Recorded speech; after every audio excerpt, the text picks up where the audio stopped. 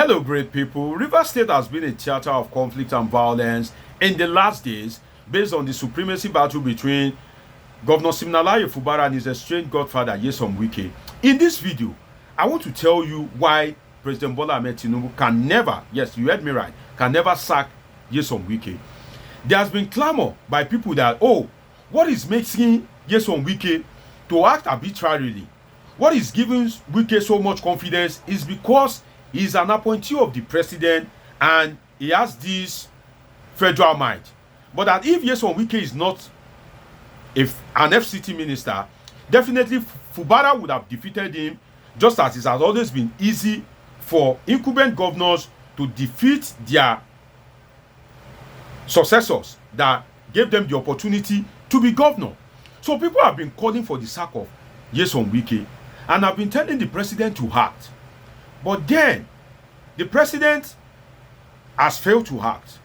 So I am here as a political scientist to tell you why the president is not acting and why the president cannot sack Nyesom Wike. The truth is, the president is gaining more from the character, the personnel of Nyesom Wike. Nyesom Wike have proven that he's politically rugged. Nyesom Wike has proven to be somebody that is outspoken. Nyesom Wike has proven that he can speak, not minding ox is God. Nyesom Wike has proven that he can confront anybody.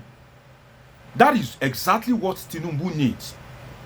That was what brought Tinubu a win in 2023 election. That was what brightened the chance of Bola Tinubu. And don't forget the statement of godson while they were in Rivers State after Tinubu had won the election and Nyesom Wike, as the then governor, hosted President-elect Bola Tinubu. When godson the incumbent Senate president, received the mic, what he said is, Nyesom Wike, we thank you, and please make sure that in 2027 you ferment more trouble in PDP so that we can have an easy win. So you can see that the president, for instance, the crisis that Wike created in PDP and Tinubu made his win easier. Now Tinubu is the president. Imagine the benefit of being a president than being just an FCT minister. And I've asserted that being an FCT minister, in fact, it is even ridiculous to the personnel of Nyesom Wike, somebody that likes so much power. Why? If you're an FCT minister, among the senior minister, you know we have minister of state, which are the junior minister. Among the senior minister, you are the least ranked. You know why? As a minister of the Federal Republic of Nigeria, your constituency is the whole of Nigeria, except one minister, which is the minister of FCT. The constituency of the minister of FCT is the Federal Capital Territory. As the minister of FCT, you can't go to Nasarawa, you can't go to Niger, you can't come to Lagos. You dare not. They will ask you, what are you doing here? Because that is outside your constituency.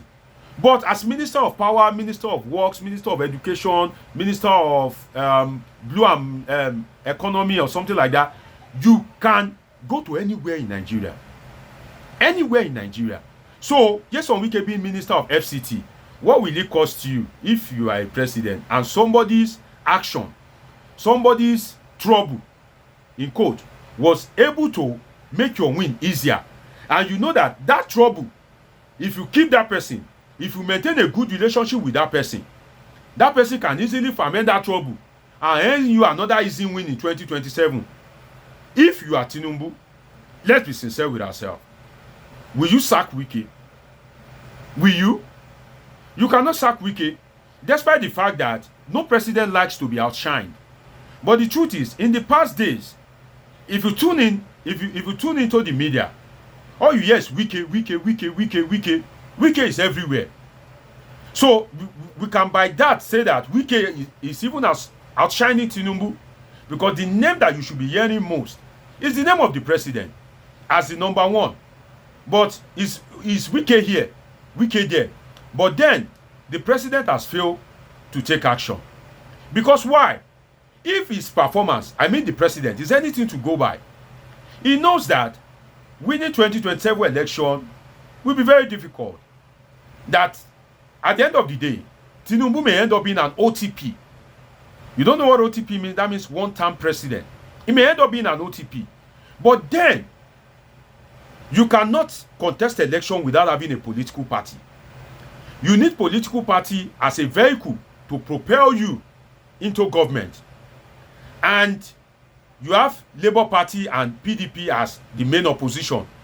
If the off-cycle election that have been conducted is anything to go by, it has shown that Labour Party is really not a strong opposition. Labour Party, the strength of Labour Party centers around Peter Obi. What that tells you is that it is Peter Obi that people like, not Labour Party. In other words, if Peter Obi moves to any other political party, he will still get his vote. He is carrying his over 6 million vote everywhere it goes. Everywhere it goes. And with the performance of Tinubu, the unexpected low performance of Tinubu, I'm sure that if an election is conducted today, Peter Obi, the way he has conducted this, he won't lose vote. Tinubu will lose vote, which Peter Obi will earn some of those votes. So, Labour Party has not proven itself to be a strong opposition by not winning any election. And you know that it is this winning of these elections, in all these states, off-cycle election, that will provide source of fund, that will provide structure for Peter Obi. But if Peter Obi contests again without strong structure, it will definitely affect him. The second opposition party, which Nyesom Wike is still troubling, is the PDP. The House of Assembly members loyal to Wike, they decamped to APC.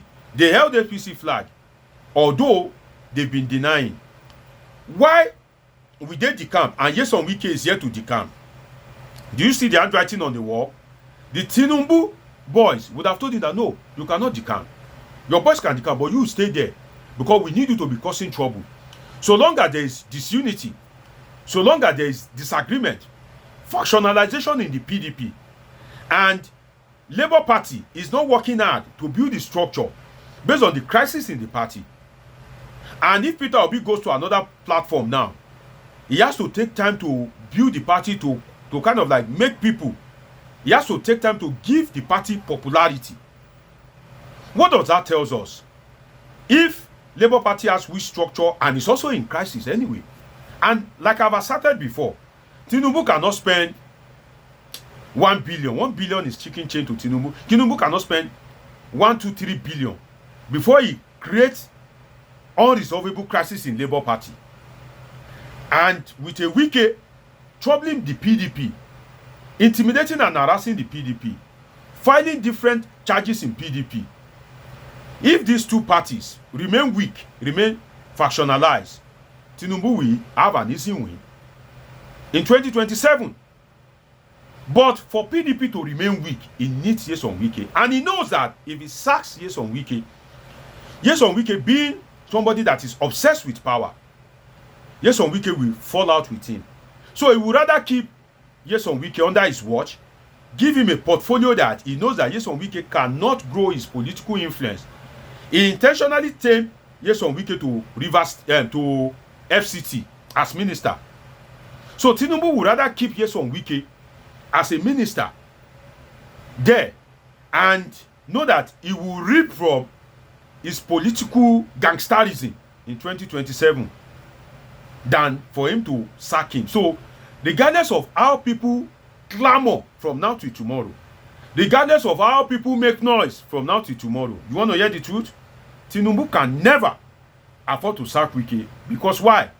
He has much more to gain from Wike than Wike can ever gain from him.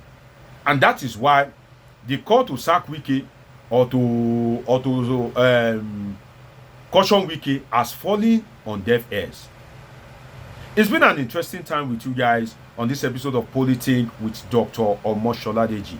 Dr. Omosholadeji is a political scientist with a PhD in political science, and on this channel we discuss, we analyze, we make assertions on politics and happenings in the politics. So do well to subscribe, do well to turn on your notification button, do well to catch up with my past videos, and let us politic together.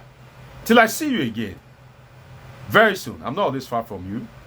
I love you sincerely.